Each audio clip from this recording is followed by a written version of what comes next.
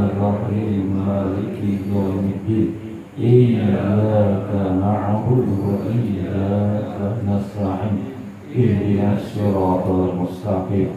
Siratal ladzina an'amta 'alaihim ghairil maghdubi 'alaihim waladdallin.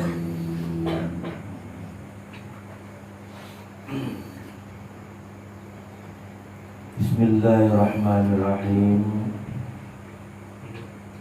Alhamdulillahi rabbil alamin. Wassalatu wassalamu ala asyrafil anbiya'i wal mursalin Sayyidina wa maulana Muhammadin wa ala alihi wa ashabihi ajma'in, amma ba'd. Puji syukur kita panjatkan kehadirat Allah Subhanahu wa ta'ala yang selalu menurunkan dan mencurahkan karunia dan nikmat-Nya, baik secara zahir maupun secara batin pada setiap diri kita, yang ternyatakan di dalam hayat ilmu qudrat iradah pada setiap diri.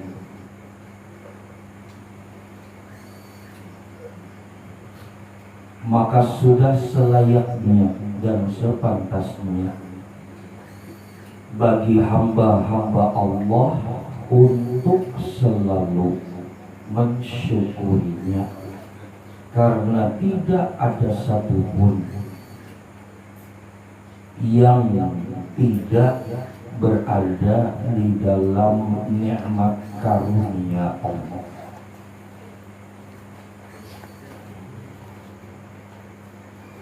Bahkan awal ketika mata terbuka saat bangun tidur, itu sudah bagian daripada nikmat Allah. Lalu kemudian kesadaran setelah bangun tidur berangsur-angsur semakin lebih baik lagi, sehingga dapat menjalani aktivitas dalam kehidupan sejak buka mata, dalam artian saat bangun tidur sampai sekarang, semua mengalir nikmat karunia Allah. Bahkan sampai kedipan mata pun, itu pun bagian dari nikmat Allah. Coba seandainya dari bangun tidur sampai sekarang tidak ada kedipan mata, mungkin kelilipan Tuhan. Maka berarti mata berkedip itu pun bagian dari nikmat Allah. Namun banyak yang tidak menyadarinya. Maka tidak ada alasan bagi manusia itu untuk tidak bersyukur. Tidak ada alasan. Darah mengalir, apa kalau bukan nikmat Allah? Sedangkan di rumah sakit aja banyak yang darahnya kental, ya Pak, sehingga susah mengalir darahnya. Belum lagi yang kesumbat, apa dia, lemak dalam darahkah, apakah? Maka berarti darah mengalir itu pun adalah nikmat Allah. Sudahnya napas naik turun, keluar masuk, itu pun adalah nikmat Allah. maka tidak ada alasan bagi manusia untuk berputus asa terhadap rahmat Allah. Bahkan sampai dikatakan hendaknya engkau jangan berputus asa terhadap rahmat Allah, karena rahmat Allah itu amat luas. Wa in ta'uddu ni'matallah la tuhsuha. Jika engkau hendak menghitung-hitung nikmat Allah, rahmat Allah, maka sesungguhnya nikmat Allah itu amat banyak. Salawat dan salam terhaturkan juga kepada junjungan kita, baginda Nabi besar Muhammad Sallallahu Alaihi Wasallam, beserta para keluarga Ahlul Bait dan para sahabat-sahabatnya, termasuk kepada sekalian pengikut-pengikut umat Rasulullah SAW.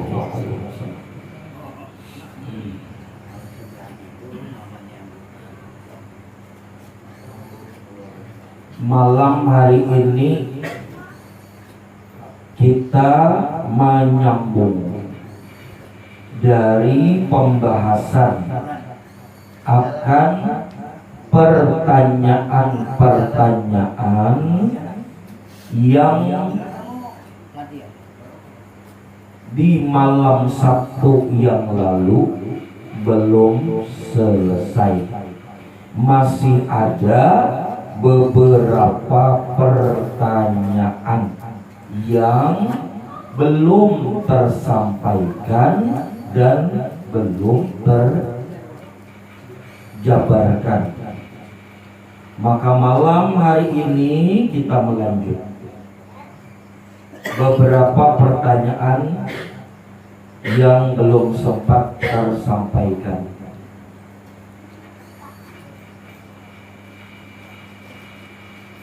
1, 2, 3, 4, 5 pertanyaan. Banyak juga. Berarti ditambah malam Sabtu lalu bisa 10 kalau. Ya kan? Yang lalu 5. Nah, 5.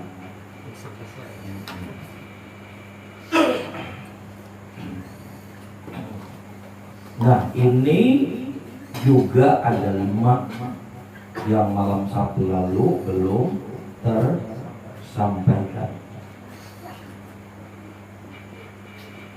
Kita bahas pertanyaannya, dijabarkan dan diuraikan.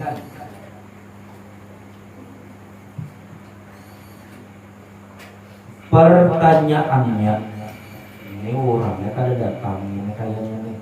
Pak Udin ini Udin mana nih? Udin Mangrove kah? Udin hijrah ini kayaknya hijrah ini Udin hijrah. Iya. Coba siapa Udin ya? Pertanyaannya pertama, mohon penjelasan 9 hawa pada diri. Mohon penjelasan 9 hawa pada diri. Sebagaimana yang sudah kita ketahui bersama, bahwa 9 hawa yang ada pada diri, jika diuraikan, yakni pertama sombong, kedua takabur, ketiga tamak, ya kan? Keempat serakah, apa lagi? Kelima iri, keenam dengki, ya kan? Ketujuh hasud, kedelapan benci, kesembilan dendam. Nah itu 9 hawa pada diri. Sombong, takabur, tamak, serakah, iri, dengki, hasud, benci, dan dendam. Itu 9 tadi yang umumnya ada pada diri. Tentunya 9 hawa itu apabila belum ternetralisirkan, belum terkondisikan, belum terkendalikan, maka 9 hawa itu akan menyeret seseorang untuk masuk ke dalam api neraka. Ya memang sudah kayak itu. Rumusannya memang kayak itu sudah. Sunnatullahnya. Sombong, takabur, tamak, serakah, iri, dengki, hasud, benci, dan dendam. Semua itu adalah sifat daripada Azazil. Siapa Azazil? Yang dikutuk Allah sehingga diberi nama baru, yakni iblis atau ablasa. Namanya Azazil. Ada yang menyebut Izazil, sama aja. Lalu Allah mengutuk dirinya, lalu berganti nama jadi iblis. Sifat dasar daripada Izazil atau iblis ialah sombong, takabur, tamak, serakah, iri, dengki, hasud, benci, dan dendam. 9 sifat dasar itu yang menyebabkan si iblis tadi menjerumuskan Adam dan Hawa. Yang menyebabkan dasarnya tadi 9 hawa tadi pada iblis tadi, itu yang mendasari dirinya menjerat, menipu daya Nabiullah Adam alaihissalam dan Siti Hawa. Karena kesombongannya tadi, karena ketakaburannya tadi, tamak, serakah, iri, dengki, hasud, benci, dan dendam. Bahkan dalam riwayat setiap 1000 tahun sekali dibukakan pintu taubat bagi iblis itu. Setiap 1000 tahun sekali, agar si iblis tadi itu dapat bertobat, lalu kemudian menyesali segala perbuatannya. Sayang Allah Ta'ala masih.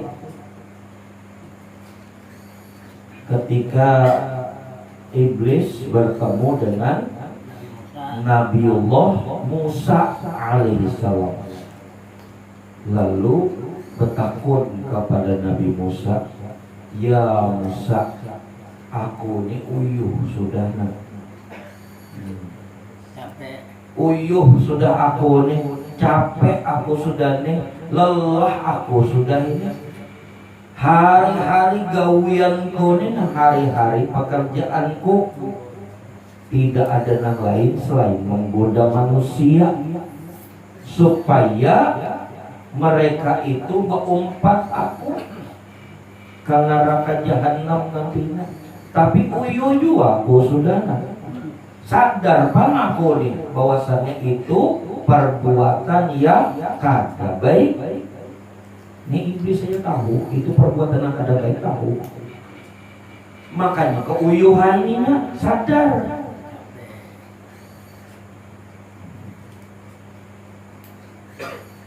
Tahu iblis itu sombong itu kada baik, tahu. Takabur itu kada baik, tahu dia. Lalu meminta kepada Nabiullah Musa alaihissalam, ya Musa, tolong tanyakan kepada Tuhan, dapatkah menerima diriku kembali? Nah, aku ini hendak bertobat. Ujar Musa, ayo mungkin itu nah kulaporkan dulu. Datang kalam Tuhan, disampaikan oleh Nabi Musa, wahai Ajajil, Allah beri kesempatan dirimu bahkan di setiap 1000 tahun sekali agar engkau bertobat. Diterima tobatmu, kesenangannya lalu sudah iblis. Tapi ada syaratnya, kata Nabiullah Musa. Apa syaratnya, wahai Musa? Kata Nabi Musa, syaratnya apabila taubatmu itu mau diterima Allah, maka hendaknya engkau mendatangi kuburannya Nabi Adam alaihissalam, lalu engkau sujud di situ.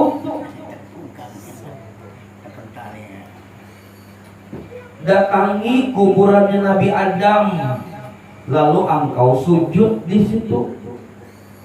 Mendengar nama Nabi Adam, naik lagi dendamnya. Naik lagi dendamnya. Sudah disuruh sujud pula.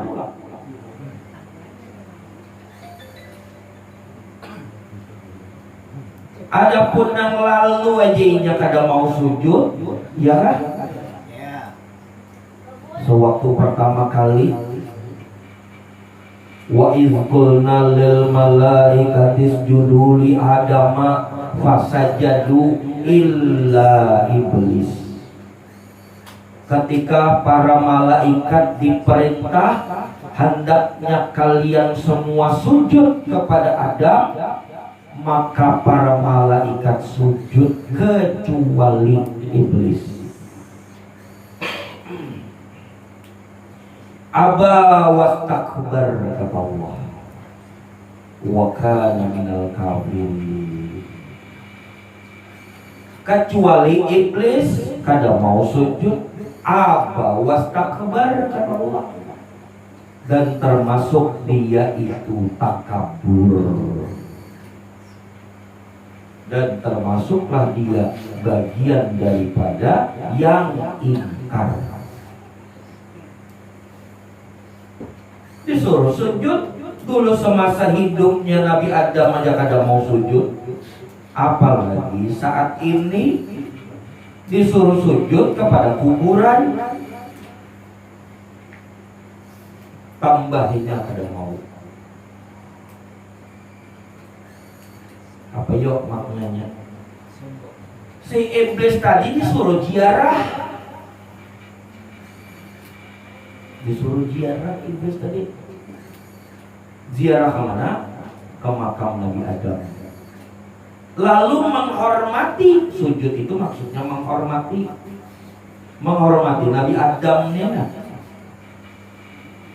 Nang lalu masih hidupnya aja kada mau iblis mendatangi Adam dan menghormati Adam, apalagi sekarang disuruh datang ke kuburan, ziarah dan menghormati orang yang di makam itu.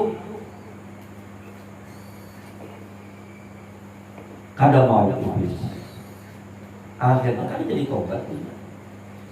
Maka berarti siapa yang tidak mau berziarah?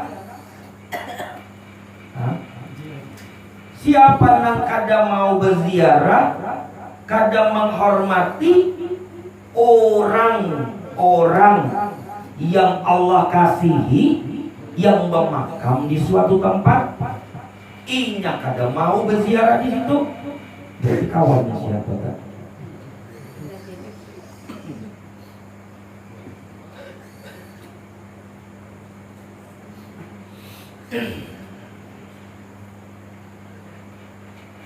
Nah, itu pelajarannya dah. Sedangkan iblis saja dah diterima tobatnya, tapi disuruh ziarah dulu. Kemudian menghormati. Apa makna menghormati tadi itu? Tawasul untuk menghormati ngarannya. Menghormati itu ya tawasul, artinya menyambungkan rasa hormat dia kepada si fulan. Itu ngarannya tawasul bahasa kita. Orang berziarah itu tawasul. Kalau kadanya pembeziarah pemain kelereng, berziarah bertawasul, lalu disambat ngarannya siapa? Ya kan kayak itu.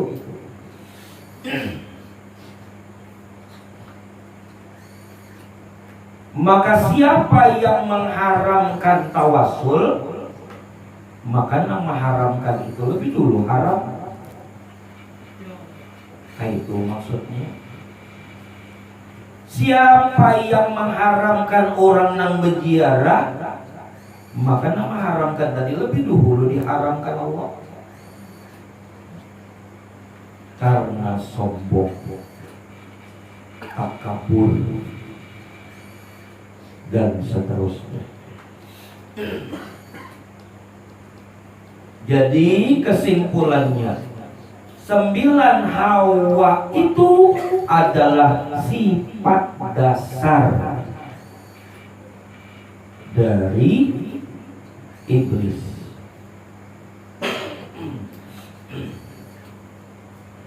Maka bagi hamba-hamba Allah lah, bagi hamba-hamba Allah, apalagi tahu definisinya secara hakikat, hamba itu definisi secara hakikatnya ialah apa? Bayang-bayang kenyataan. Bayang-bayang kenyataan zat Allah Ta'ala wajibal wujud. Itu hamba. Pengertian secara hakikat lah. Kalau pengertian secara syariatnya, hamba itu adalah orang yang tunduk kepada Allah. Itu definisi secara syariat. Hamba itu ialah orang yang tunduk kepada Allah. Itu definisi hamba secara syariat. Sedangkan secara hakikat, hamba itu ialah bayang-bayang kenyataan zat Allah Ta'ala wajibal wujud. Definisi hamba baik secara syariat maupun secara hakikat. Secara syariat ialah orang yang tunduk kepada Allah. Orang yang tunduk kepada Allah kada mungkin sombong, ya kan? Orang yang tunduk kepada Allah kada mungkin takabur, kada mungkin tamak, kada mungkin serakah, kada mungkin iri, dengki, hasud, benci, dan dendam.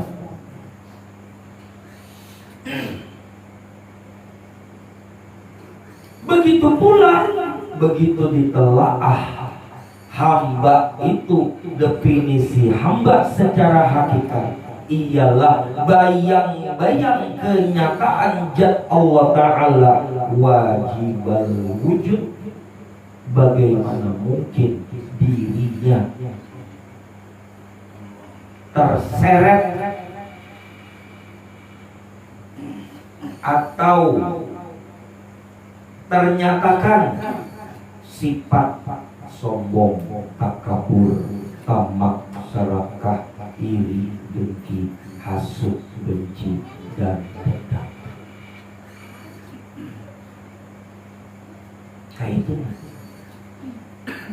Bayang-bayang kenyataan dari Allah Ta'ala, ya Allah. Yang namanya bayang-bayang itu berarti sebagaimana ampunya bayang-bayang, ya kan? Ya. Walaupun Allah itu berhak sombong, ya, walaupun Allah itu berhak sombong karena segala sesuatu milik Allah, ya kan? Segala sesuatu ampunnya Allah, segala sesuatu kepunyaan Allah. Allah yang mencipta tiap-tiap segala sesuatu. Berhak Allah sombong, berhak. Makanya dikatakan kesombongan itu adalah selendangku, kata Allah. Berhak. Tapi pada kenyataannya Allah tidak sombong. Allah berhak sombong, tapi kenyataannya Allah kada sombong. Mana buktinya Allah itu kada sombong? Kita ini manusia ini lemah kada? Manusia ini lemah kan? Manusia ini pada dasarnya miskin. Manusia ini pada dasarnya kada berdaya. Manusia kan? Jika Allah sombong kepada manusia, karena diurusnya manusia, ya kan? Jika Allah itu berlaku sombong kepada manusia, karena diurusnya manusia. Tapi nyatanya manusia itu diurus sama Allah. Makannya, minumnya, rezekinya, dan lain sebagainya diurus Allah. Kenapa? Karena Allah kagak sombong. Kalau diibaratkan adalah manusia, banyak dari manusia itu nang menyepelekan manusia nang lain. Dilihat manusia nang lain itu kada berisi apa-apa, cuek dia, kada dihiraukannya, kada diperhatikannya. Bahkan jika perlu dihina-hinakannya.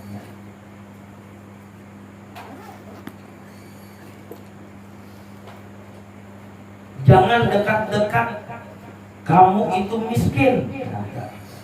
Ada juga orang nangka itu. Kenapa dekat-dekat?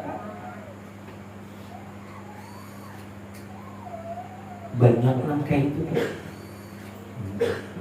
Kenapa? Karena dia melihat status dari orang yang di hadapannya itu di bawah dari dirinya. Status orang yang di hadapannya di bawah levelnya dari dirinya. Lalu kada dikawani, kada ditemani, kada dipedulikan. Nah, banyak langkah itu tuh manusia kan. Tapi tidak Allah. Allah selalu memperhatikan makhluk-makhluknya. Bahkan ketika manusia itu mengakui kelemahannya, mengakui ketidakberdayaan dirinya, semakin sayang Allah. Iya kan? Semakin sayang Allah kepada hamba yang mengakui kelemahan dirinya, mengakui ketidakberdayaan dirinya. Di hadapan Allah, Allah semakin sayang kepada orang yang mengakui di hadapan Allah bahwa dirinya tidak berdaya. Jadi yang menghadapi sayang Allah harus mengakui di hadapan Allah bahwa dirinya tidak berdaya, dirinya kada berisi kemampuan, dirinya kada bisa apa-apa, bahkan dirinya kada memiliki apa-apa, termasuk memiliki dirinya sendiri pun dia kada punya. Itu yang disayang Allah. Jadi kembali bahwa 9 hawa itu adalah sifat dasar daripada iblis. Maka siapa yang belum bisa untuk melepaskan 9 hawa pada dirinya, atau masih suka dengan 9 hawa yang disebutkan tadi, berarti berkawan lawan iblis. Kayak itu kan kesimpulannya, siapa yang suka memelihara 9 hawa pada dirinya, yakni sombong, takabur, tamak, serakah, iri, dengki, hasut, benci, dan dendam, berarti dia berkawan dengan iblis. Orang yang berkawan dengan iblis, tertutup pintu surga baginya. Nah, itu 9 hawa. Lenyapkan 9 hawa itu dan masuklah kepada satu nur. 9 hawa dilepas, kemudian dia memakai satu nur yang disebut Nur Muhammad.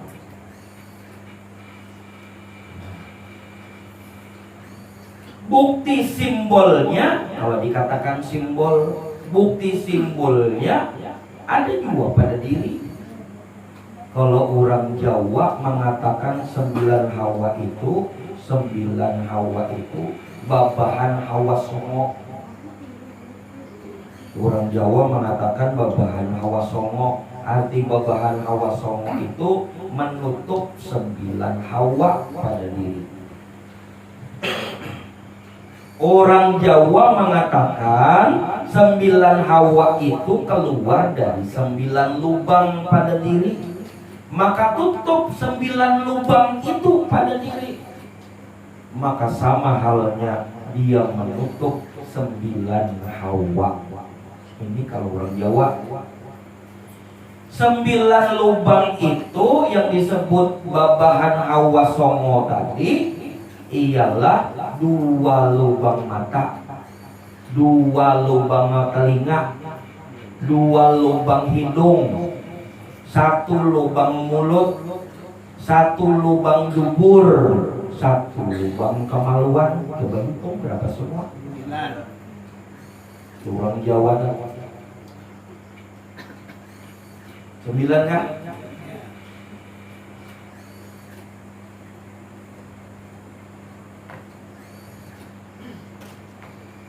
Terbukalah semua, terbuka lubang itu semua.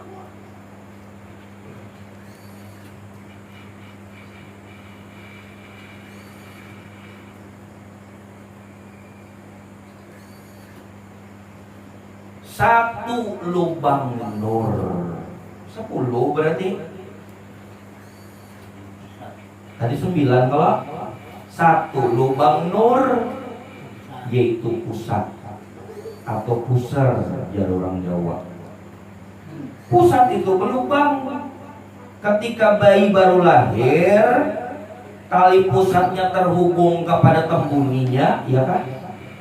Iya kan? Iya. Tali pusatnya nang di dirinya tenang, terhubung dengan tembuni, lalu diputus sama bidan atau dari pihak rumah sakit. Begitu diputus berarti kan berlubang, lalu diikat.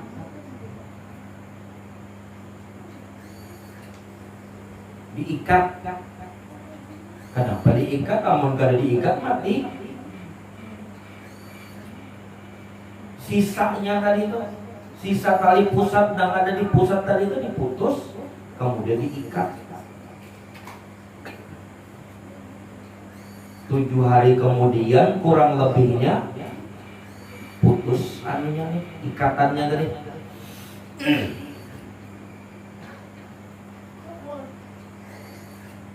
Lalu jadi pusat, kita menyebut di parut tenang. Adakah pusatnya di sini berataan? Hah? Kalau kok nggak ada, amunnya kada ada hantu berarti. Hantu hutan tuh nah, hantu hutan tuh ada berpusat. Tahu lah kamu. Hantu hutan pernah nggak terdapat? Pernah terdapat yang hantu hutan? Hantu hutan itu kan ada pusatnya. Jadi bila ada manusia kada berpusat tuh berarti hantu hutan.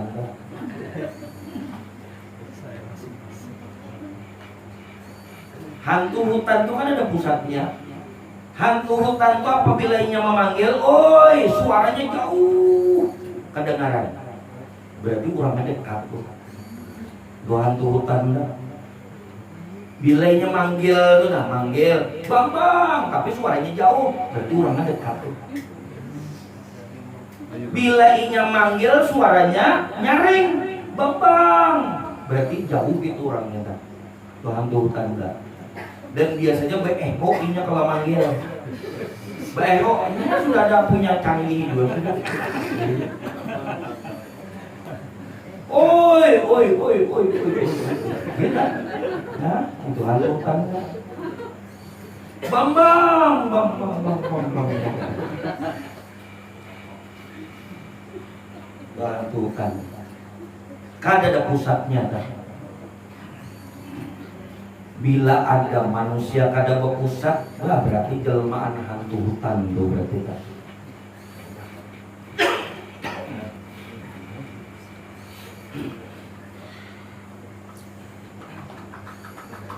Pernah lah tetamu artinya nang memanggil nang kakak itu tuh berjalan di hutan kah, berjalan sorangan kah, mudahan aja kada ada, ya lah, yang akan ada wajib boleh.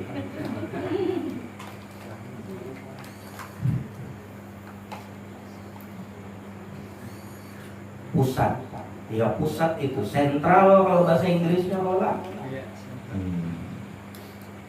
Artinya nur, jalan cahaya di pusat itu tadi. Bahkan setiap roh pada diri, inilah setiap roh pada diri. Ketika seorang insan itu dia sedang tidur, lalu kemudian dia bermimpi kemana-mana dia berjalan dalam mimpinya tuh. Ujar Allah dalam Quran, rohnya itu berjalan kemana-mana, tapi tetap di dalam genggaman Allah. Kemana-mana berjalan, tapi tetap di dalam genggaman Allah. Roh itu artinya kan lepas. Nah,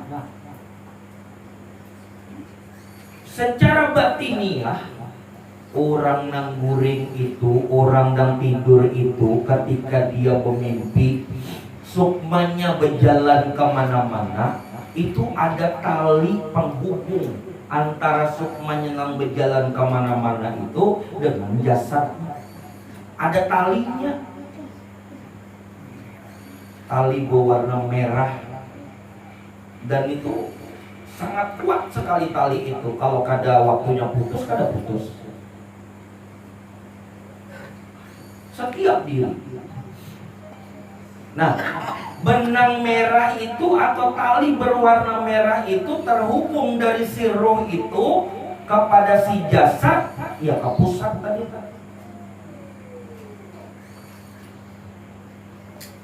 Apabila tali itu terputus, berarti tinggal nunggu aja. Innalillah.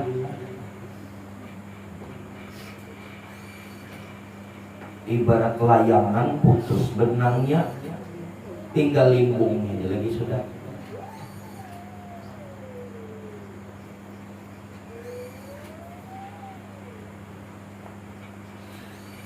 Dan orang yang husnul khotimah. Nah, ini kita sedikit menceritakan tentang husnul dan su'ul. Husnul khotimah dan su'ul khotimah. Orang yang husnul khotimah, yang akhir masanya, akhir kematiannya itu di dalam kematian yang baik, yaitu disebut dengan husnul khotimah. Dirinya yang dimaksud roh tadi itu segala daya roh. Saat napas mau berhenti, saat napas itu sudah mau berhenti, tinggal satu-satu aja kita. Orang hendak mati itu napasnya tinggal satu-satu. Segala daya yang ada di roh, kodrat, iradat, ilmu, hayat, sama, basar, kalam. Berapa tadi? 7. Kodrat, iradat, ilmu, hayat, sama, basar, kalam. Segala daya itu tadi, saat napas sudah satu-satu, semua terhimpun lalu berkumpul di tengah pusat.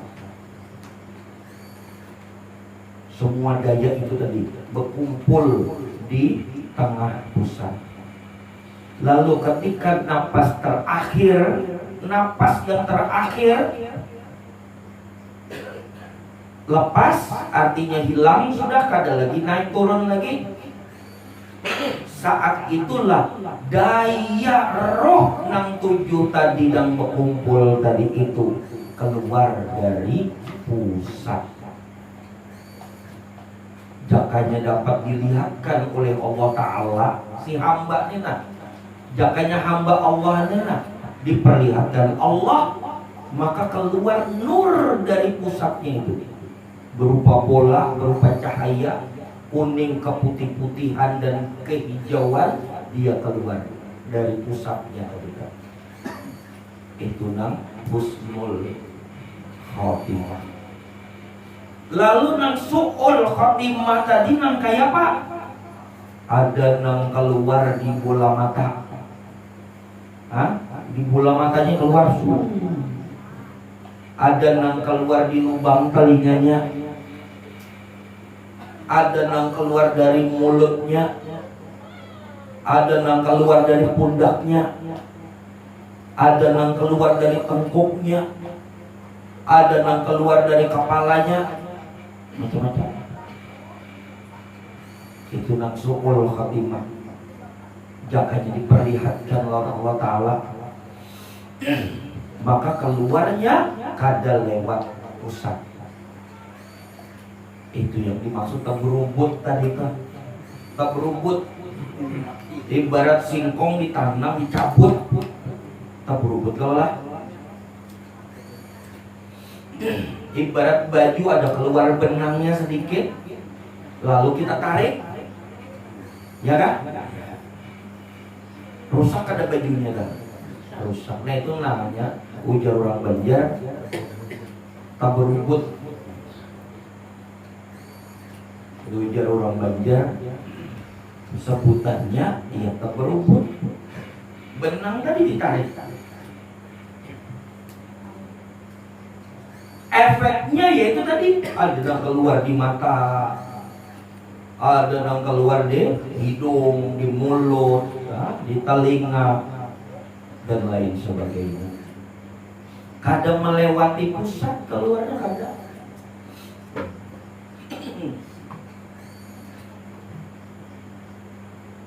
Kenapa bisa demikian su'ul khatimah tadi? Karena dalilnya. Apa dalilnya? Kullu nafsin sa'iqatul maut. Cabut. Setiap nang bernyawa merasa mati, artinya dicabut. Malaikat datang mencabut nyawanya, dicabut seperti nyabut singkong tadi nah. Hah? Tablubu. Ada nang husnul khatimah itu kada mencabut-cabutan, kada dicabut, kada dipanggil sama Allah. Begitu dipanggil lalu terbuka pintunya, itu terbuka lalu keluar. Kada mencabut-cabutan, dipanggil. Apa dalilnya? Ya ayyatuhan nafsul mutmainnah, wahai jiwa yang tenang, yang lapang, yang damai, irji'i ila rabbiki radiyatan mardiyah, datanglah kepadaku dengan ridho serta aku ridhoi. Masuklah ke dalam golongan hambaku. Fadkhuli fi ibadi wadkhuli jannati, dan masuklah ke dalam surgaku. Itu nang husnul khatimah. Jadi yang husnul khatimah itu cabut, melainkan dipanggil. Bila nyawanya dicabut, itulah su'ul khatimah.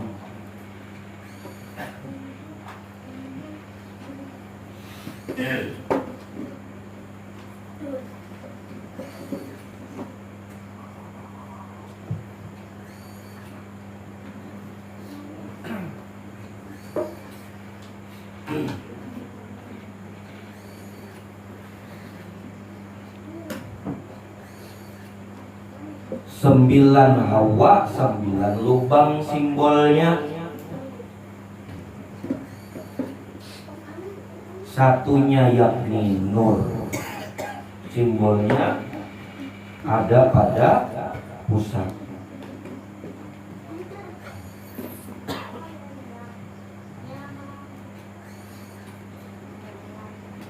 Pertanyaan yang kedua,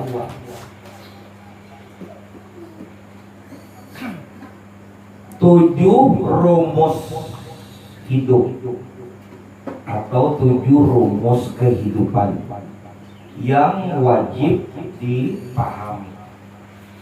7 rumus kehidupan, yakni yang sudah pernah kita pelajari, kita pernah bahas. 7 rumus kehidupan itu, pertama, Allah muhitun fil alamin. Kedua, fa aina ma tuwallu fasama wajhullah. Ketiga, wa huwa ma'akum aina ma kuntum. Keempat, wa nahnu aqrabu ilaihi min hablil warid. Kalimat innani anallah la ilaha illa ana. Keenam, inna lillahi wa inna ilaihi raji'un. Ketujuh, la haula wa la quwwata illa billahil aliyyil azim.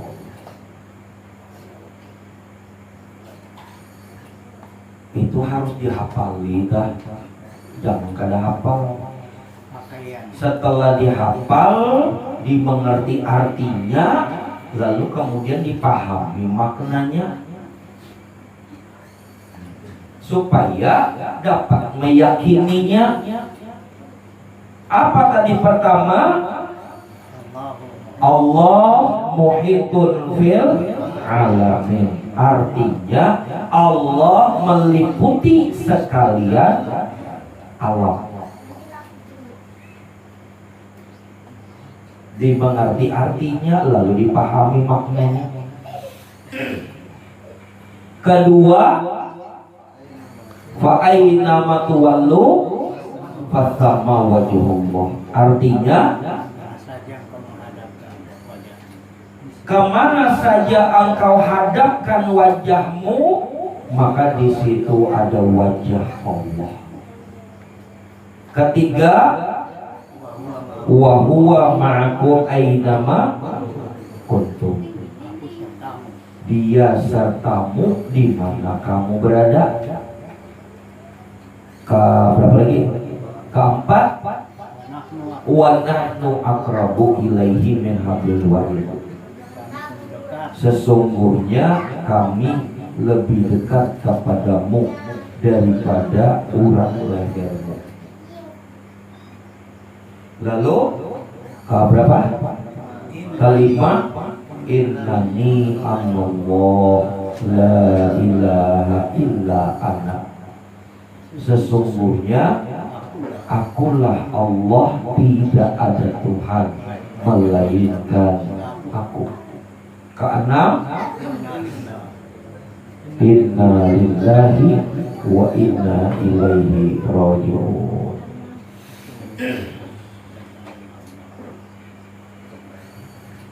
Ketujuh, la haula wa la quwwata illa billahil aliyyil azim.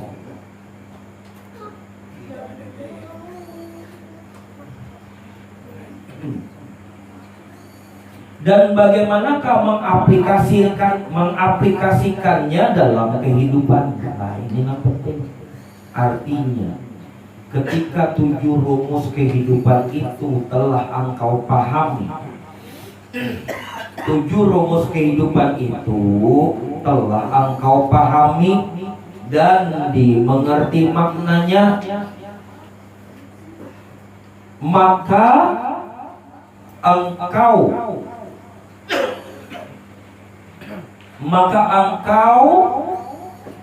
akan semakin menyadari, akan terbuka 7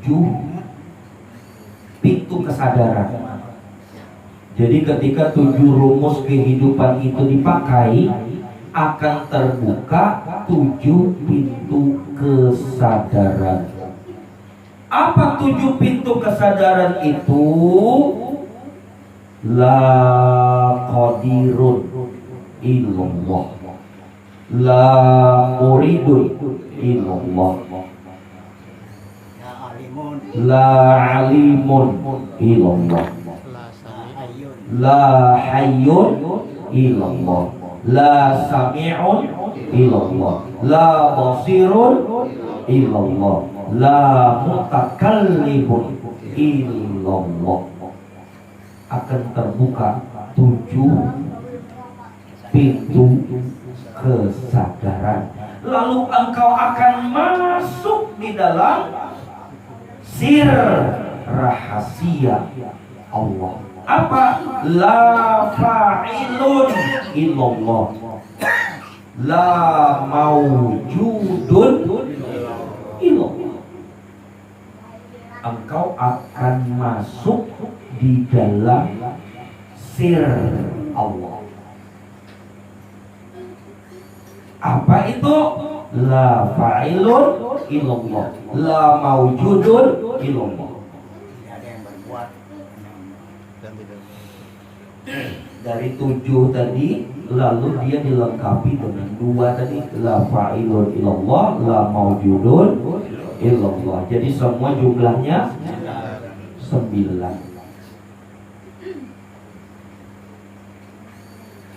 Kalau ujar Abah Guru sekumpul, sewaktu Rasulullah mengajarkan sesuatu kepada Sayyidina Ali, wahai Ali, hendakkah engkau kuajarkan sesuatu kepadamu? Ujar Sayyidina Ali, mau ya Rasulullah.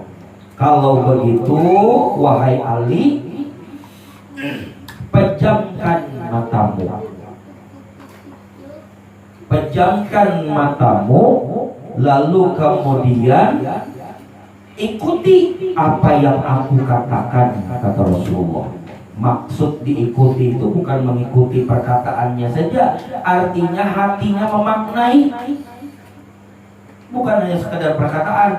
Ikuti apa yang aku katakan, kata Rasulullah. Maksudnya baik mengikuti secara perkataan yang diucap Rasulullah, juga memaknai apa yang dikatakan. Siap wahai Ali? Siap ya Rasulullah. Kalau begitu pejamkan matamu dan dengarkan, lalu ikuti. Lalu kata Rasulullah, la ilaha illallah, la hayyun illallah. Ikuti Sayyidina Ali. La ilaha illallah, la hayyun illallah. Artinya tidak ada yang hidup selain Allah.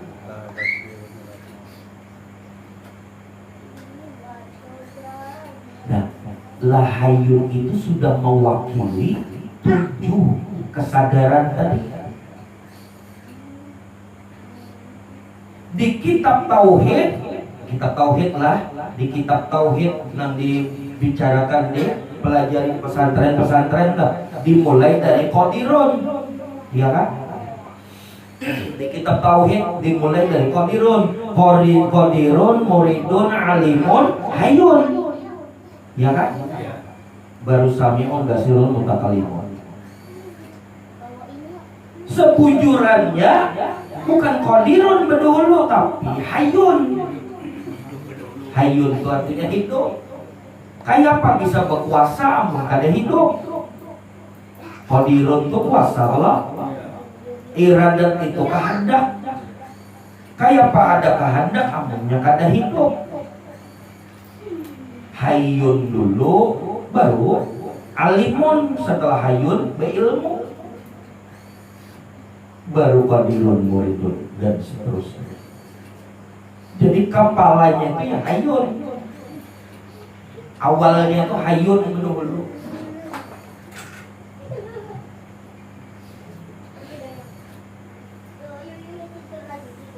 La hayyun illallah, kata Rasulullah. Nah, la hayyun itu sudah mewakili 7 kesadaran tadi. Hayyun, alimun, qadirun, muridun, sami'un, basirun, mutakallimun. Tidak ada nang hidup la hayyun illallah selain Allah. Lalu kata Rasulullah lagi, la ilaha illallah, la fa'ilun illallah. Diikuti oleh Sayyidina Ali. La ilaha illallah, la fa'ilun illallah. Tidak ada yang berlaku, tidak ada yang berbuat selain Allah.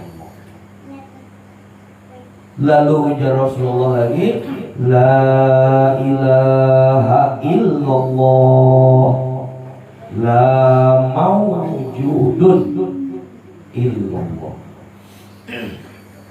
Tidak ada yang mawjud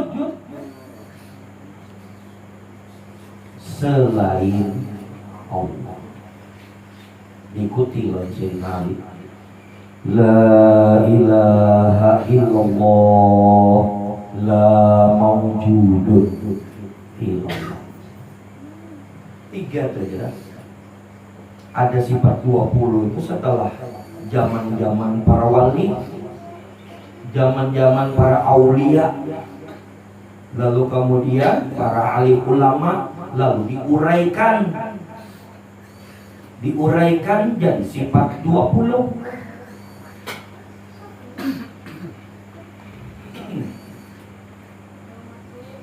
Jadi jadi sifat 20 karena sudah diuraikan untuk memudahkan paham umat Rasulullah yang belajar. Di zaman Rasulullah kan mengajarkan sifat 20 itu kan ada. Namun intinya ada. Nah, itu maksudnya. Cuman rinciannya kan ada. Hakikatnya itulah sifat 20. Dari 3 tadi, la hayyun, la fa'ilun, la maujudun. Lalu kemudian dirinci, dikembangkan jadi 20. Apa sifat 20? Wujud, hidam, baqa, mukhalafatul hawadis, qiyamuhu bin nafsi, wahdaniyah, qudrat, iradat, ilmu, hayat, sama, basar, kalam, qadirun, muridun, alimun, hayyun, sami'un, basirun, mutakallimun. Ya kan? Yang masing-masing tadi itu dirinci kepada sifat nafsiyah, ya kan? Salbiyah, ma'ani, ma'nawiyah. Itu menjadi pelajari di pesantren kayak itu. Sifat 20. Ujar abah guru dulu balai. Naklah jangan belajar sifat 20 berdahulu. Belajar ma'rifatnya dulu, hanya sifat 20. Amunnya ikam nina belajar sifat 20-nya berdahulu, tapi belum kenal lawan yang ampun sifat. Itu nang begegilaan nak kain. Harusnya kenali dulu. Orangnya itu udah dikenali dulu. Maka dengan sendirinya ikam tahu yang sifat 20 tadi bujur bitsidin.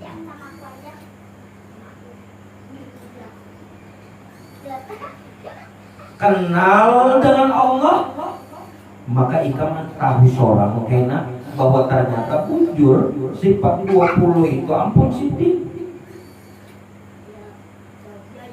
Itu jarabah guru dulu makanya. Tapi bila ikam ini naklah belajar sifat 20 berdahulu, tapi ikam kada pinandu, kada kenal, kada bertamu dengan yang ampun sifat itu. Ketika dibahas Allah itu wujud, wujud itu artinya ada, wajib dia ada, mustahil kada ada. Lalu memikirkan wujud Allah nang kaya apalah, nang kaya apalah wujud Allah ini, nang kaya ini kan, nang kaya itu kan, nang begini kan, nang begitu kan. Ujar di sifat 20 tadi, Allah itu wujud, Allah itu ada, wajib ia ada, mustahil kadada. Tandanya ada di sekalian alam. Ujar guruku, matahari itu bukti adanya Allah. Bulan itu bukti adanya Allah. Bintang-bintang itu bukti adanya Allah. Tapi namanya belum kenal lawan Allahnya, memikirkan koslet pikirannya tadi.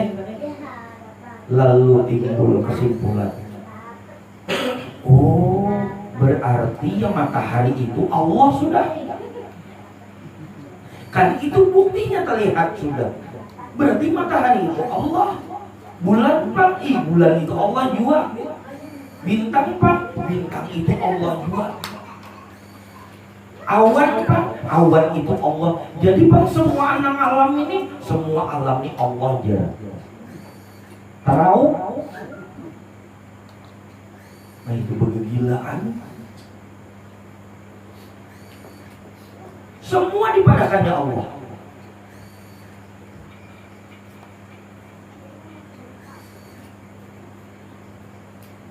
Lalu sifat yang kedua, Allah itu bersifat qidam. Sedia Allah itu dalam mencipta. Qidam nang kayak apalah qidam Allah ini. Memikirkan, dipikirkan. Nah itu koslet akal pikirnya. Lalu dihantuk jin Islam. Banyak orang yang belajar sifat 20 tuh dihantuk lawan jin Islam. Kaulah dihantuk. Hah? Dihantuk. Apa tuh dihantuk tuh? Ada. Ditabrak lawan jin Islam, dimasuki lawan jin Islam. Dirasuki lawan jin Islam.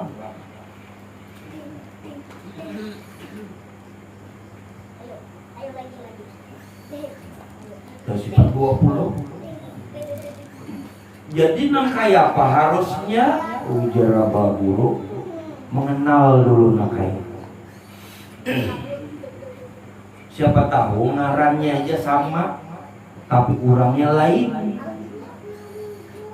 Ngarannya sama apa ngarannya? Subhan ya, ngarannya Subhan. Ternyata Subhan yang dimaksud lain Subhan yang ini. Kayak itu pula.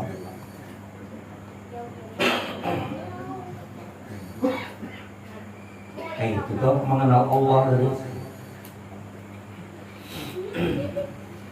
Nah, 7 rumus kehidupan tadi itu ya bagaimana mengenal Allah di dalam 7 rumusan tadi.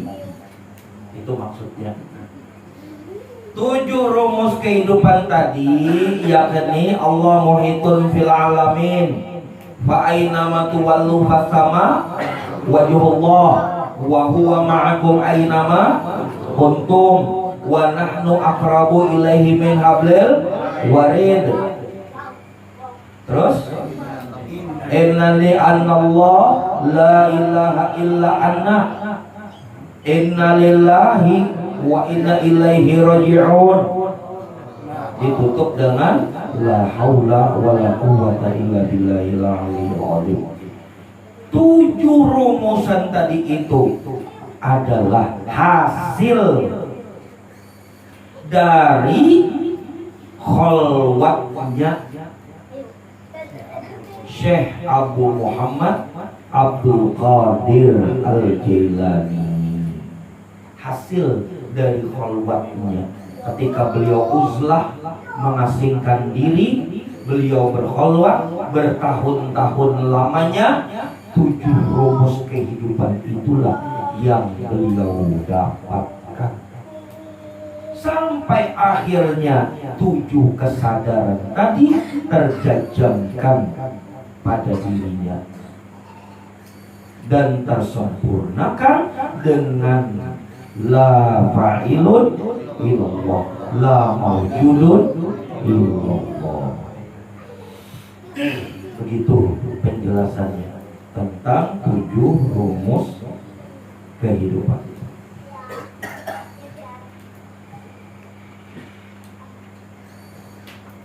Pertanyaan selanjutnya,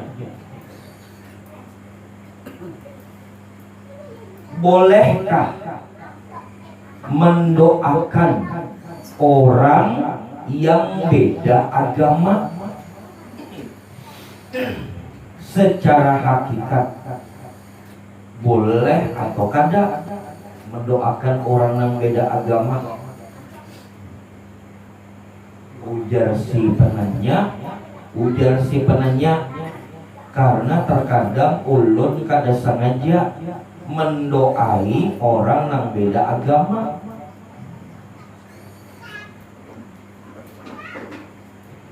Rasulullah tuh dah pernah mendoakan, ya Allah,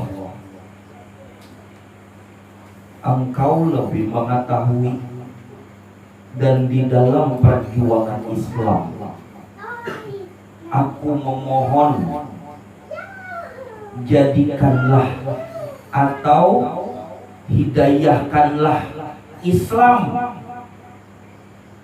Kalau tidak kepada Umar bin Khattab, maka turunkanlah hidayah kepada siapa satunya? Hah? Abu Jahal.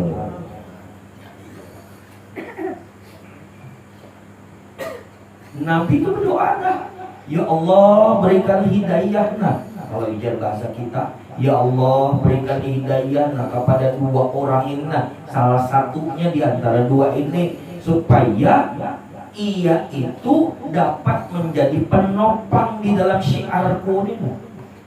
Amunnya kada Umar bin Khattab, Abu Jahal.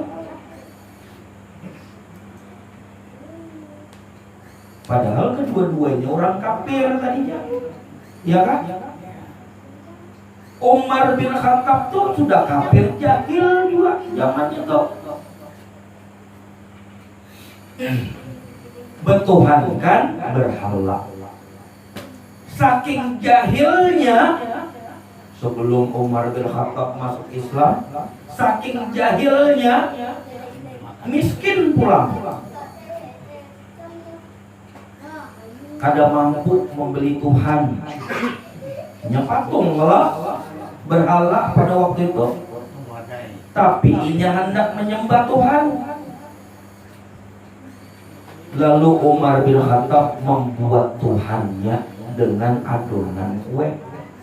Adonan kue, kue dibentuknya untuk nah, model untuk.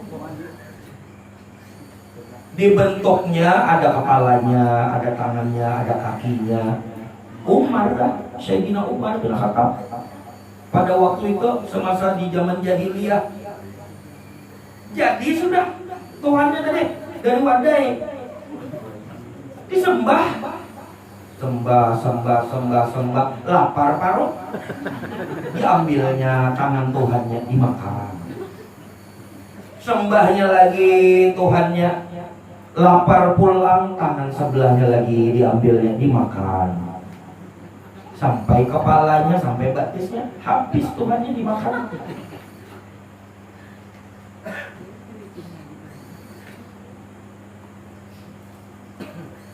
Tapi Rasulullah tahu mereka berdua ini, Umar bin Khattab maupun Abu Jahal, punya potensi dalam dirinya untuk mendukung, menopang syiar Islam. Makanya Rasulullah berdoa, mendoakan di antara keduanya ini. Ya Allah, turunkan hidayahlah antara salah satu dari keduanya ini, agar dapat masuk ke dalam Islam. Kalau bukan Umar bin Khattab, Abu Jahal.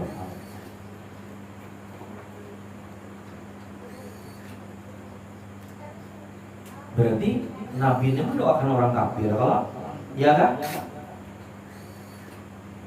Berarti boleh lah, boleh. Nah, kada boleh itu mendoakan orang di luar Islam atau orang kafir, didoakan supaya selamat di akhiratnya. Itu kan kada bisa. Itu kan bisa, kada ketetapan kan? Kayak itu. Mendoakan jadi baik pang di dunia ini boleh, silakan. Mendoakan supaya dituruni hidayah, silakan. Boleh.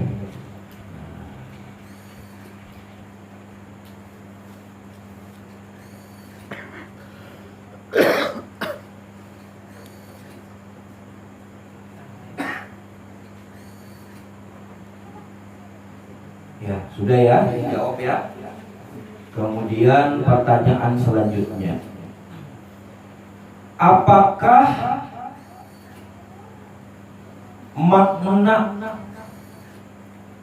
sebutan amin dalam suratul Fatihah dan juga di dalam doa? Kita nih kalau berdoa amin, kalau begitu dipimpin lawan orang yang baca doa, kita menyambat Amin. Amin. Ya Allah. Begitu pula dalam surah Al-Fatihah ditutup dengan amin. Apalagi dalam sholat panjang benar aminnya. Begitu imam membaca Fatihah sampai waladdallin,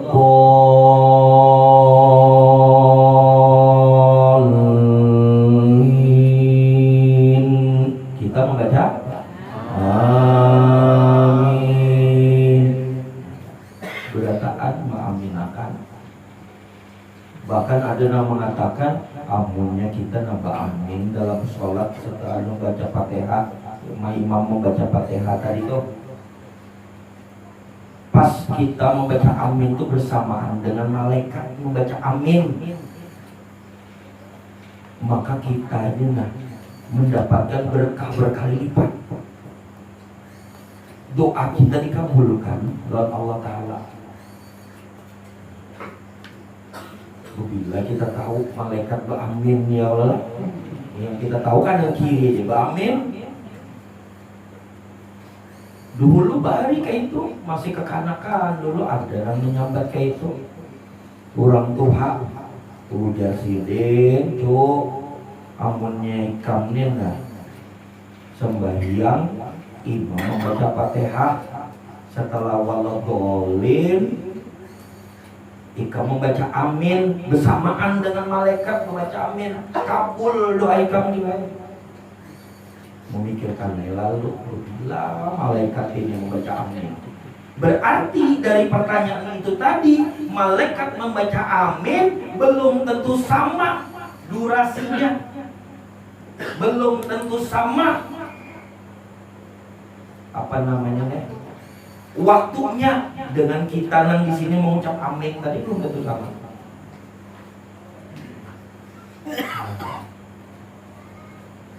Jadi ya silakan aja cari kayak malaikat mendengar membaca amin di saat kapan gitu. Lalu berimbai lawan malaikat. Kabul doa kan.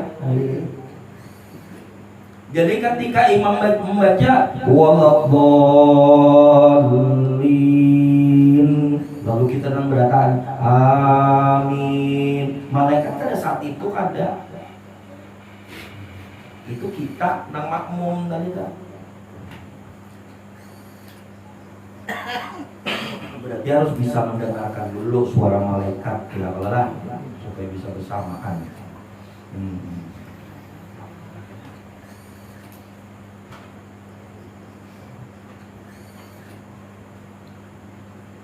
Kalau bisa dijelaskan, ya lah. Yang penting tahu ya sudah kalau lah.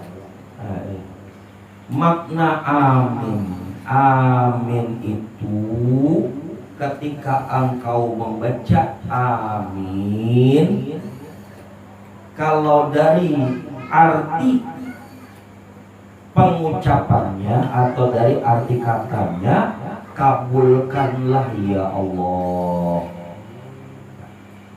minta pengabulan, kabulkan ya Allah. Arti amin tadi itu. Kalau orang Yahudi amen, kalau kita amin. Nah, adapun maknanya selain pengabulan, kenapa kenapa dikatakan saat itu adalah saat pengabulan? Karena amin itu hikmah maknanya adalah bagaikan, bukan hanya bagaikan, tapi memang hakikatnya amin itu sama halnya ketika engkau menghayati kalimat amin itu, sama halnya engkau seperti membaca 4 kitab yang diturunkan Allah. Apa? Taurat, Zabur, Injil, dan Al-Quran. Maka makna daripada amin, maknanya apabila engkau meresapi kalimat itu, sama halnya engkau seperti telah membaca Taurat, Zabur, Injil, dan Al-Quran. Maka berarti siapa yang membaca 4 kitab itu, siapa yang membaca 4 kitab itu, maka sudah pasti dirinya itu bersama, bukan hanya dengan Nabi Muhammad saja, ia bersama juga dengan Nabi Musa, ia bersama juga dengan Nabi Daud, ya kan, Zabur Daud kalau, ia bersama dengan Nabi Isa, Injil lah, ya kan, Injil Nabi Isa kalau, dan ia bersama dengan Nabi Muhammad SAW. Artinya ketika dia membaca amin, ujar Nabiullah Musa, ya Allah kabulkan kurang itu ya Allah. Ujar Nabi Daud alaihissalam, ya Allah kabulkanlah umatnya Nabi Muhammad itu ya Allah.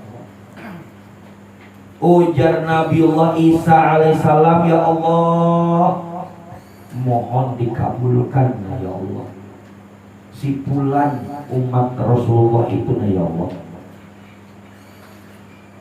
Sudahnya Nabi Muhammad, ya Allah itu umatku ya Allah, beri syafaat pertolongan kepadanya. Nah jadi kalimat amin tadi bukan berarti harus diyakin-yakini lagi, kada. Ini tadi cukup diketahui maksud itu kayak itu, rinciannya, maksud makna-maknanya diketahui, lalu jadikan keyakinan. Maka ketika engkau berada di dalam posisi berdoa, baik dalam keadaan sendiri maupun berdoa dalam keramaian yang dipimpin oleh seseorang, maka ketika engkau menyebut amin, jangan sekedar membaca, resapi kalimat itu huruf demi huruf. Amin, alif, mim, ya, nun, resapi. Amin. Kalau lakas Pak kayak apa cepat, kenapa Pak? Amin. Yang penting engkau meresapi, kada sekadar mengucap. Paham lah? Ada orang kan sekadar mengucap aja, amin, amin, gitu. Ada nama kuciak lagi, saya nyaring-nyaringnya, amin. Resapi. Apalagi ketika di dalam sholat, ya kan? Panjangnya itu resapi. Ketika imam membaca waladhdallin, resapi. Amin.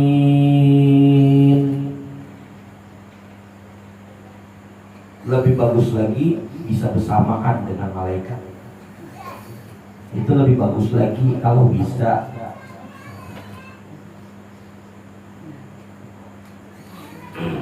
Nah itu penjelasan pertanyaan berikutnya tadi. Selanjutnya, nah ini nang mantap pertanyaannya. Apakah hakikat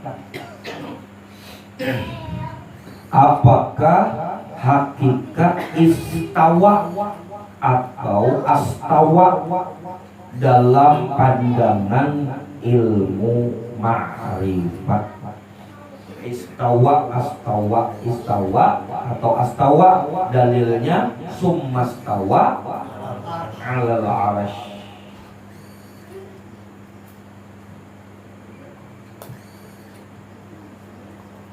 Dalilnya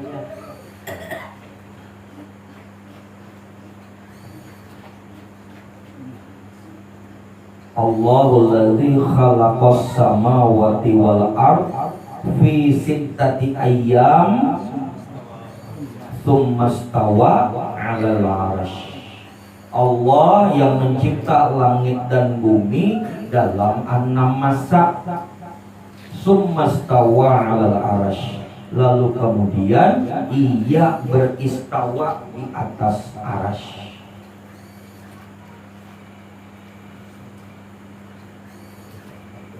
Arash itu bahasa Arab.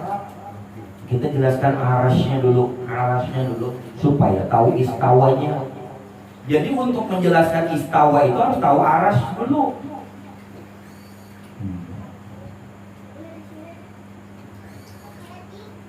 Kebanyakan orang menjelaskan istawanya atau astawanya, arashnya kan tahu. Orang mengatakan istawa atau astawa itu artinya ujar orang bersemayam.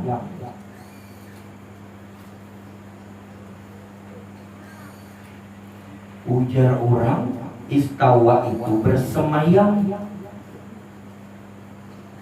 Bersemayam itu artinya bertempat, ya kan? Sedangkan Allah itu mustahil tunduk kepada tempat.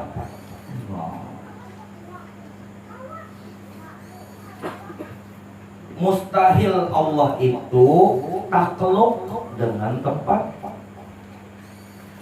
Jika Allah bertempat berarti makhluk.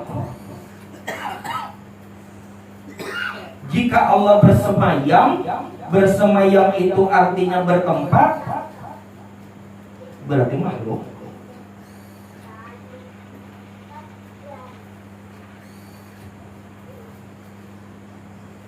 Untuk menjelaskan istawa atau astawa yang ujar orang tadi bersemayam, kita harus tahu dulu arash. Arash itu apa? Arash itu bahasa Arab. Lalu bahasa arash itu dipakai juga, diadopsi oleh orang Barat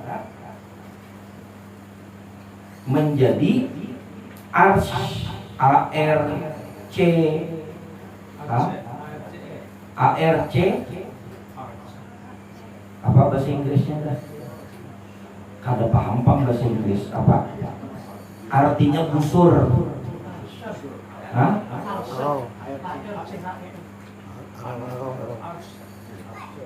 Kalau terjemahan Indonesia artinya busur.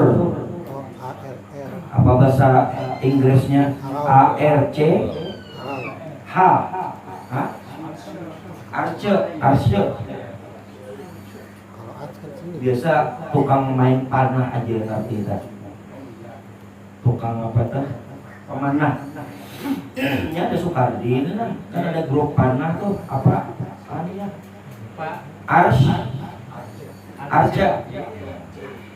Archery diadopsi oleh orang Barat. Bacanya aras juga.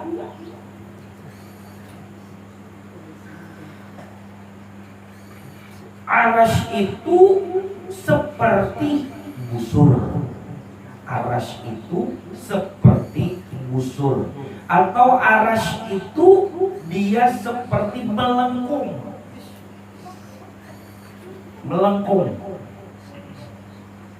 Itu aras tuh. Lengkungan, cekungan. Hah? Iya kan? Cekungan. Karena itulah mihrab dibuat cekung, seperti menjorok ke dalam. Ya kan? Apa itu? Iya. Mihrab kan? Sebutannya mihrab. Kalau mihrab itu bahasa Arab, bahasa kitanya artinya tempat mendekat. Mihrab, haribaan. Rasulullah pun bikin seperti itu, mihrabnya melengkung, cekungan. Sampai-sampai bangunan masjid juga dibuat melengkung, pintunya, jendelanya, ya Allah.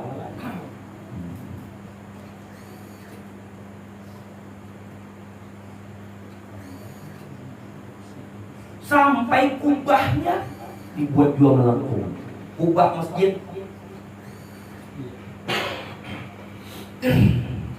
Kalau zaman dulu kubahnya itu betul-betul melengkung, ya kan? Dibuat melengkung, kubah masjid macam mangkok dibelah dua itu dah, melengkung, cekungan.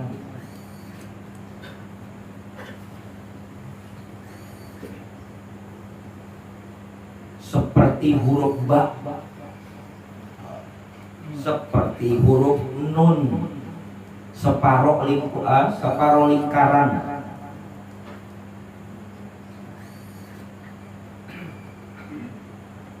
Itu arasy.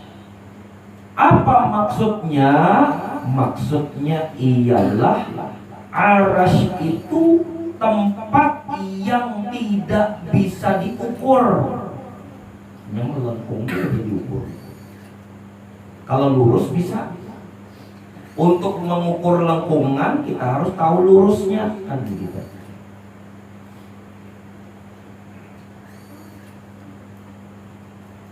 Maknanya adalah arasy itu seperti separuh lingkaran, disimbolkan di dalam Quran, yakni huruf ba atau huruf nun. Bila ba dan nun itu bertangkuk, ya kan? Bila ba dan nun itu bertangkuk, maka jadinya lingkaran. Jadinya lingkaran.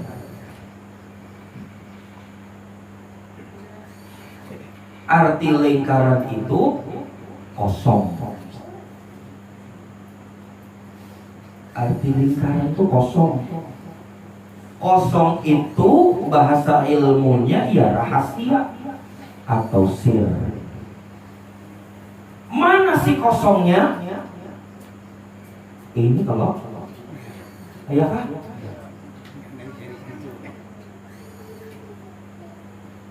Ini nasi kosongnya no? Maka kenapa mihrab itu dibuat cekung tadi nih? Dibuat menjorok ke dalam. Imam itu mengimami sholat, dia masuk ke dalam situ. Kalau bahasa Quran, seperti lubang yang tidak tembus. Surah apa itu? An-Nur. Perumpamaan nur Allah itu, kata Allah ya kan?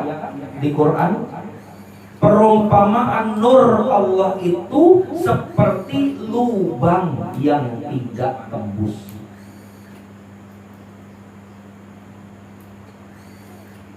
Ini zaman dulu itu orang kalau mau taruh lampu templok itu, ya itu di dalam lubang yang tidak tembus tadi, supaya dia cahayanya menyebar.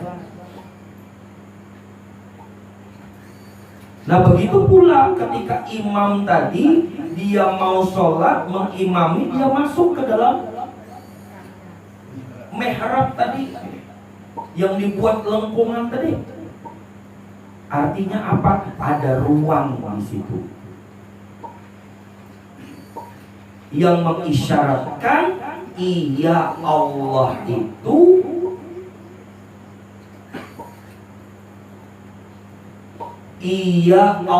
itu ada sertamu di mana kamu berada. Ya. Dibuat seperti kosong. Nah, itu mihrab itu lihat ini di masjid-masjid yang ada nih. Ada mihrab-mihrabnya itu dibuat Sampai di Madinah sana juga kayak itu. Mihrabnya Nabi itu dibuat seperti itu juga.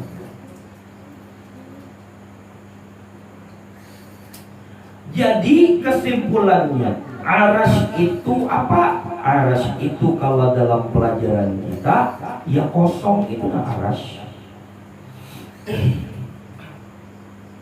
Mana arasnya? Ini arasnya. Kekosongan ini arasy. Keheningan ini arasy. Ketiadaan ini arasy. Yang umumnya dikenal dengan sebutan Nur Muhammad.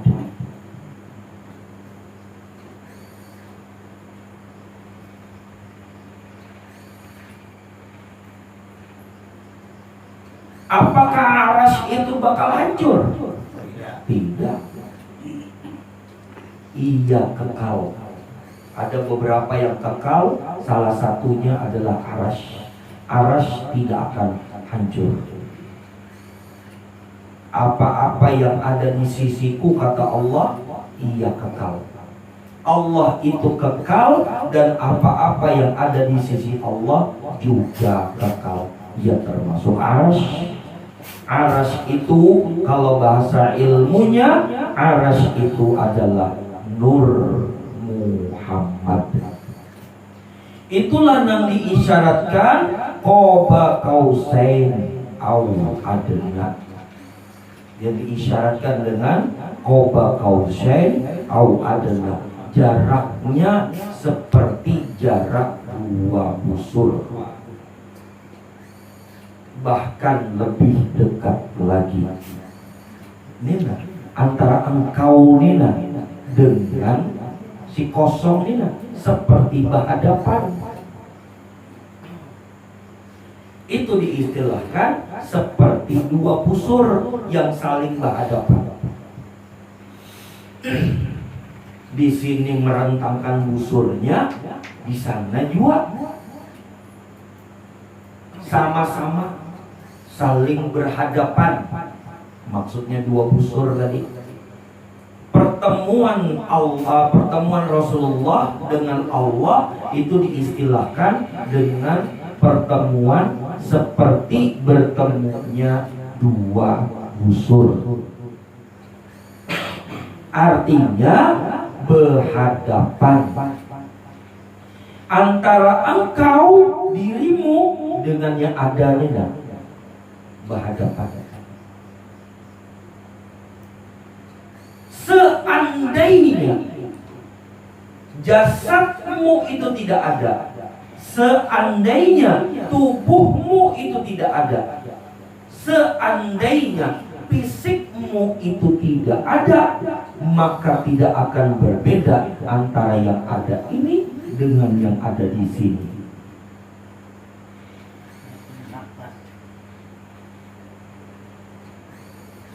Yang hidup di dalam diri ini lah. Paham gak pembelajaran awal kita? Si hayat, ini si hayat, ini si hayun. Yang hidup mana? Seandainya jasadmu tidak ada, seandainya tubuhmu itu tidak ada, seandainya fisik ragamu itu tidak ada, maka tidak akan berbeda antara hayat dengan hayun. Nah, itu maksudnya. Kosong, bening, ya kan? Maka si hayat itu pun rupa wujudnya kosong, bening.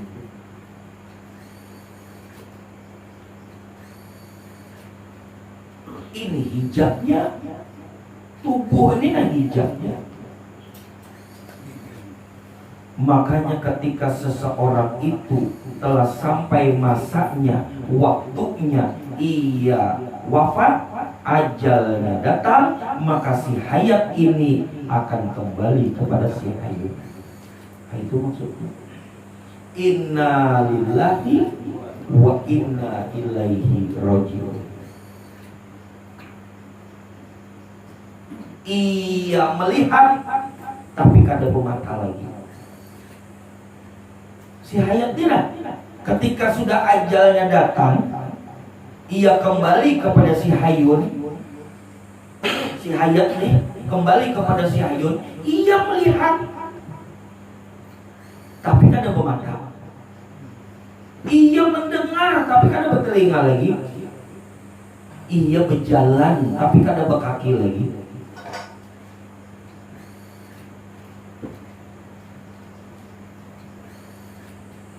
Tapi melihat orang-orang yang datang melayati dirinya, melihat dia siapa yang di kanan, siapa yang di kirinya, siapa yang duduk di bagian kakinya, siapa yang duduk di kepala, melihat dia. Tapi kan ada matanya, kan ada bermata lagi. Melihat dia siapa yang duduk di luar, tahu dia siapa yang memandiin jasadnya, melihat. Tapi kan ada bola matanya lagi. Ia mendengar, tapi kan ada daun telinganya lagi. Nah itu dah. Apabila tidak ada jasad, tidak ada si tubuh, tidak ada si raga, maka tidak akan berbeda yang hayat yang ada di dalam diri ini dengan si hayun yang ada ini. Ia tidak mati. Si hayat itu ada mati. Jadi karena yang ada ini dengan si hayun ini tiada berbeda, dan ini yang dikatakan arash, maka arash di dalam diri ialah rasa. Anunya nih, duduknya arash di dalam diri ialah rasa. Disebut Nur Muhammad yang muhaddas. Adapun yang ada ini, itulah si hayun,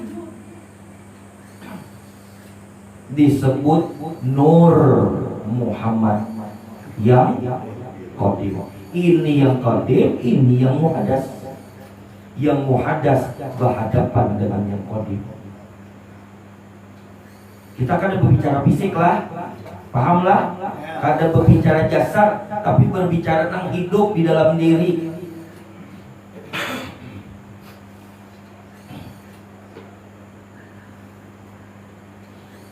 Cahayanya akan kembali kepada sumber cahaya. Kayak itu maksudnya. Di sini Nur Muhammad, ini Nur Muhammad yang ada. Maka hakikat istawa atau astawa dalam pandangan ilmu ma'rifat, arti istawa itu ialah meliputi. Bukan di atas, bukan bersemayam. Ya kan? Kalau bersemayam tadi bertempat. Sedangkan dalam pandangan ilmu ma'rifat, istawa atau astawa itu bukan bersemayam, bukan bertempat, tetapi meliputi. Tsummastawa 'alal arsy, kemudian ia meliputi kekosongan, atau kemudian ia meliputi Nur Muhammad. Ini kan hubungannya tentang apa tadi? Allahul ladzi khalaqas samawati wal ard, ya kan? Sebenarnya hubungannya di situ. Allah mencipta 7 lapis langit, 7 lapis bumi. Ya kan? dalam 6 masa. Jadi kalau dikatakan bahasa simpulnya dari ayat itu, ya, tafsir kesimpulannya, Allah yang mencipta langit dan mencipta bumi, dan Allah meliputi keduanya. Nah, kan itu ya sudah. Itu bahasa simpulnya. Allah yang menciptakan langit dan menciptakan bumi, dan Dia meliputi keduanya. Makanya dikatakan dalam suatu dalil yang lain, kerajaan Allah itu meliputi langit dan bumi. Ya kan? Ada dalam dalil yang lain dikatakan demikian. Kerajaan Allah itu meliputi langit dan bumi. Artinya tidak ada satu tempat pun selain kerajaan Allah.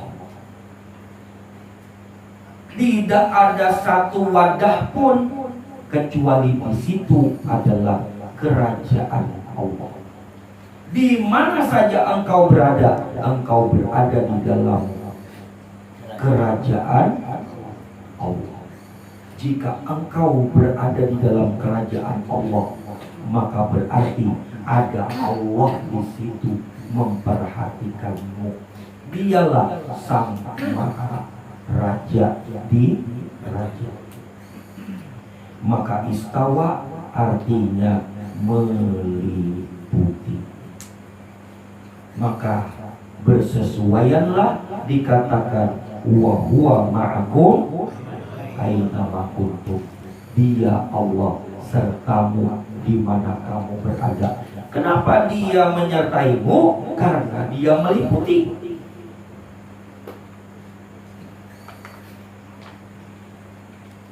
Coba pahami.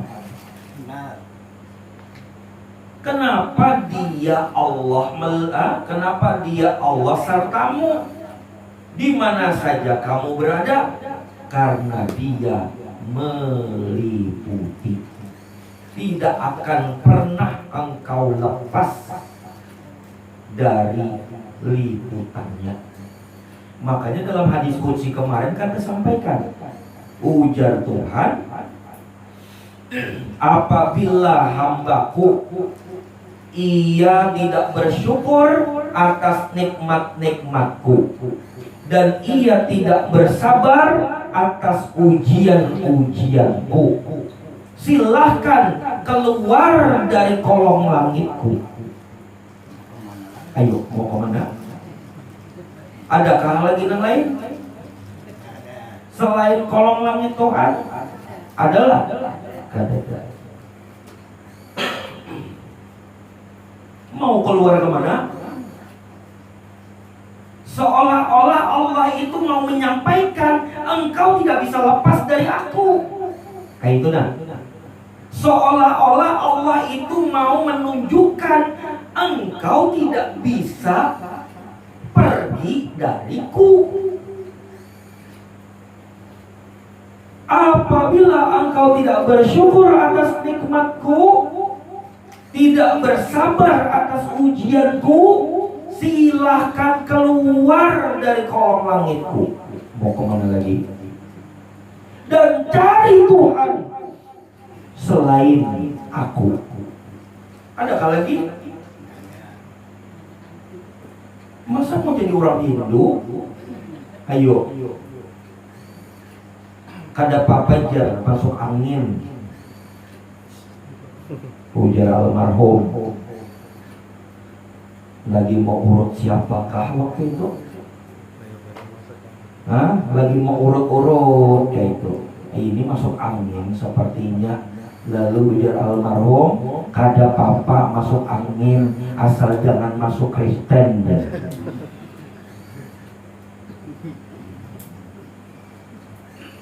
Nah, dari penjelasan tadi itu, keluar engkau dari kolong langitku, cari Tuhan selain aku. Artinya mustahil bisa lepas dari liputan Allah.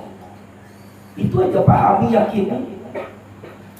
Berarti jika kemana saja engkau, di mana saja engkau berada, engkau selalu dan selalu berada dalam liputan Allah. Berarti Allah itu selalu hadir bersamamu. Ya kan? Ya. Allah selalu hadir bersamamu. Baik dikala engkau sedang dalam keadaan terjaga maupun dikala engkau sedang dalam keadaan tidur. Iya, Allah selalu hadir bersamamu. Kau mungkin lupa dengan dia, tapi dia selalu ingat kepadamu. Kau mungkin tidak melihat dia, tapi dia selalu melihatmu. Bahkan dia selalu menjagamu dikala engkau tidur, padahal kau lupa kepadanya. Ya, orang kalau tidur itu lupa, kalau jangankan ke Tuhan, sama diri sendiri aja lupa. Ya kan?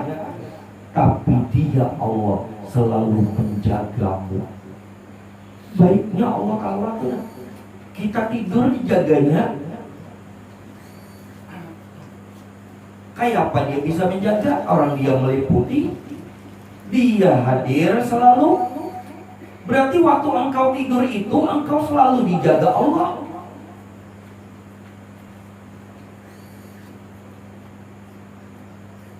Bila engkau yakin engkau selalu dijaga Allah, diperhatikan Allah,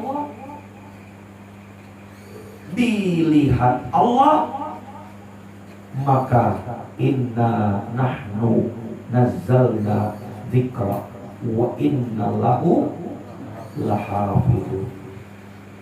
Sesungguhnya engkau akan berada di dalam ingatnya Allah. Siapa yang berada di dalam ingatnya Allah, maka Allah akan selalu memeliharanya. Habis sudah pertanyaannya semua tersampaikan, dan alhamdulillah sudah jam 10:30 lewat juga, ada 2 jam kalau ini hampir lah. Cukup sekian dari apa yang disampaikan di malam hari ini. Semoga semakin teryakini oleh setiap diri kita bahwa Allah selalu menyertai setiap diri kita, bahwa Allah selalu meliputi diri kita, bahwa Allah selalu hadir di mana saja kita berada. Karena itulah Nabiullah Ibrahim alaihissalam dikatakan sebagai teman karibnya Allah. Mengapa? Karena Nabiullah Ibrahim alaihissalam menyadari sesadar-sadarnya bahwa dia selalu bersama Allah. Nabi Ibrahim alaihissalam selalu menyadari bahwa Allah selalu hadir menyertai dirinya.